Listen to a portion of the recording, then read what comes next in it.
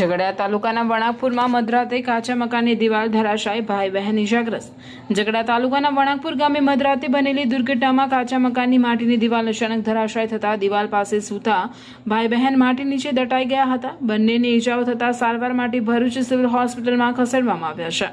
મળતી માહિતી મુજબ વણાકપુર ગામના રહેવાસી રમેશ વસાવા પરિવાર સાથે પોતાના કાચા મકાનમાં સૂતા હતા। દરમિયાન રાત્રે અંદાજે 3 વાગ્યાના અરસામાં મકાનની માટીની દિવાલ અચાનક ધરાશાયી થઈ હતી। દિવાલની બાજુમાં સૂતા નરેશ વસાવા અને સંગીતા વસાવા માટી નીચે દટાઈ ગયા હતા। ઘટનાની જાણ થતાં રમેશ વસાવા અને તેમના પત્નીએ બૂમાબૂમ કરતા આસપાસના લોકો તાત્કાલિક દોડી આવ્યા હતા। સ્થાનિકોની મદદથી બચાવ કામગીરી હાથ ધરી બંને ભાઈ બહેનને માટીમાંથી સુરક્ષિત બહાર કાઢવામાં આવ્યા હતા।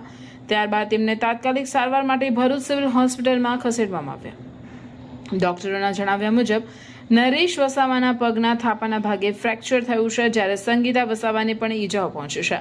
હાલ બંનેની ભરૂચ સિવિલ હોસ્પિટલમાં સારવાર ચાલી રહી છે। આ ઘટનાથી સમગ્ર વણાકપુર ગામમાં ચિંતા અને દુઃખનો માહોલ છવાઈ ગયો છે।